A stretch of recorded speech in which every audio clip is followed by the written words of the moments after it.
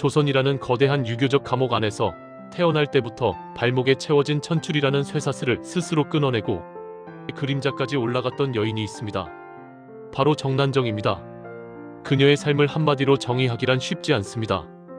누군가에게는 정실 부인을 독살하고 국정을 농단한 희대의 악녀이지만 다른 누군가에게는 신분제의 견고한 벽을 정면으로 들이받은 조선 역사상 가장 발칙한 선구자이기도 합니다. 그녀의 이야기는 단순히 한 여인의 성공담이나 비극이 아니라 억압적인 시대가 낳은 뒤틀린 천재성과 그 열망이 빚어낸 거대한 불꽃놀이와 같습니다. 정난정의 출발선은 지독히도 낮았습니다. 부친은 부사라는 고위 관직자였으나 어머니가 노비 출신이었기에 그녀의 운명은 이미 결정되어 있었습니다. 조선은 철저한 종모법의 사회였습니다. 어머니의 신분이 자식의 미래를 결정짓는 그 잔인한 룰 속에서 정난정은 예쁘고 영특한 노비의 딸 그 이상도 이하도 아니었습니다. 하지만 그녀는 자신에게 주어진 그 보잘것없는 운명의 대본을 거부했습니다. 그녀가 선택한 길은 당시 여성이 쥘 수 있는 유일한 권력의 줄기, 바로 권력자의 여자가 되는 것이었습니다. 그녀는 당대 최고 권세가인 윤원형의 첩으로 들어가며 역사의 무대에 등장합니다. 단순히 수동적인 애첩에 머물렀다면 그녀의 이름은 역사에 기록되지 않았을 것입니다. 정난정은 윤원형이라는 칼을 휘두를 줄 아는 손이 되기로 결심합니다. 윤원형의 조강지처였던 김씨 부인은 성품이 어질기로 유명했습니다. 하지만 정난정은 그녀를 눈엣 가시로 여겼고 결국 김씨 부인의 음식에 독을 섞기 시작합니다. 한 번에 죽이지 않고 조금씩 독을 써서 병사한 것처럼 꾸몄다는 이야기가 전해집니다. 결국 김씨 부인이 죽자 정난정은 기다렸다는 듯 그 자리를 꿰찼습니다.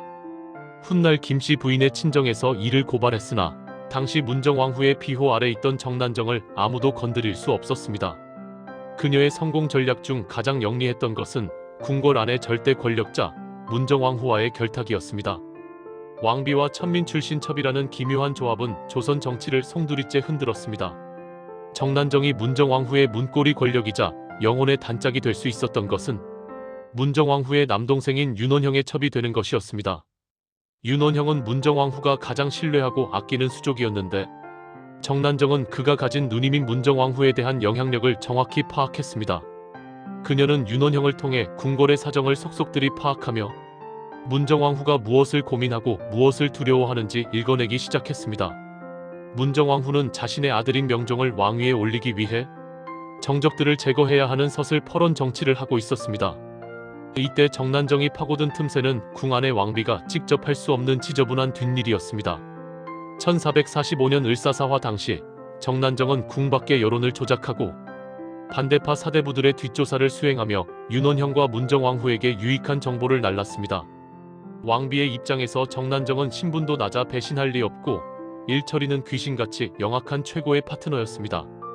문정왕후는 정난정을 단순한 동생의 첩이 아니라 자신의 정치적 야망을 실현해줄 비밀작전 참모로 대우하기 시작합니다. 당시 조선은 유교 국가였지만 문정왕후는 독실한 불교 신자였습니다. 이는 유교 사대부들에게 공격받기 딱 좋은 약점이었는데 정난정은 이 점을 놓치지 않았습니다. 정난정은 승려보우를 문정왕후에게 소개하며 불교 중흥을 도왔습니다. 사대부들이 요승을 드린다며 반대할 때 정난정은 문정왕후의 곁에서 그녀의 신앙을 옹호하고 절을 짓는 데 필요한 자금을 대기도 했습니다. 외로운 권좌에서 모두가 자신을 비난할 때 자신의 신념을 유일하게 지지해주는 정난정은 문정왕후에게 단순한 신하 이상의 존재가 되었습니다. 문정왕후는 정난정에게 궁궐을 수시로 드나들 수 있는 특권을 주었습니다. 다른 신하들은 엄격한 절차를 거쳐야 왕비를 만날 수 있었지만 정난정은 안방 드나들듯 궁에 들어가 문정왕후와 밤새도록 독대하며 국정을 논했습니다. 이들의 관계는 단순한 우정이 아니라 권력이라는 호랑이 위에 함께 올라탄 공동운명체였던 셈입니다. 정난정은 문정왕후의 손발이 되어 궁 밖의 여론을 조작하고 왕후의 정적들을 제거하는 살수가 되었습니다. 그 대가로 그녀는 조선 여성으로서는 꿈도 꿀 수 없는 정경부인이라는 외명부 최고의 품계에 오릅니다. 노비의 피가 흐르는 여인이 종일품의 고귀한 부인이 된 이 사건은 당시 사대부들에게는 하늘이 무너지는 천인공노할 일이었으나 정난정에게는 자신의 존재를 증명하는 승리의 깃발이었습니다. 하지만 성공의 뒷면에는 짙은 피비린내가 진동했습니다. 또한 그녀는 권력을 이용해 소금 매매권을 독점하며 막대한 부를 쌓았습니다. 백성들의 고혈을 짜내어 화려한 금이욕식을 누린 그녀의 탐욕은 분명 비판받아 마땅합니다. 권력을 쥐기 위해 수단과 방법을 가리지 않았던 그녀의 행보는 전형적인 악녀의 표상처럼 보입니다. 그럼에도 불구하고 정난정을 단순한 악녀로만 치부하기엔 그녀가 남긴 족적이 너무나 굵직합니다. 그녀가 문정왕후를 설득해 관철시킨 서월호통은 조선 사회의 근간을 뒤흔든 혁명적인 조치였습니다. 첩의 자식이라는 이유로 재능이 있어도 관직에 나가지 못하던 수만 명의 서월들에게 길을 열어준 것입니다. 비록 자신의 자식들이 겪을 차별을 없애기 위한 지극히 개인적인 동기에서 시작된 일일지라도 그 결과는 수백 년간 이어져 온 신분제의 모순을 타파하는 선구적인 정책이 되었습니다. 또한 그녀는 불교를 중흥시키며 유교 일변도의 사회에 균열을 내기도 했습니다. 그녀는 시스템 안에서 살아남는 법을 배우기보다 시스템 자체를 자신에게 유리하게 고쳐버리는 방식을 택했습니다. 정난정의 종말은 그녀의 산만큼이나 극적이었습니다. 자신을 지켜주던 거대한 성벽인 문정왕후가 승하하자 그녀는 한순간에 사냥당하는 짐승의 처지가 되었습니다. 온 나라가 그녀를 죽이라 외쳤고 그녀는 윤원형과 함께 황해도로 도망쳤습니다. 권력의 최정상에서 천하를 호령하던 여인이 이제는 바람소리에도 가슴을 졸이는 도망자가 된 것입니다.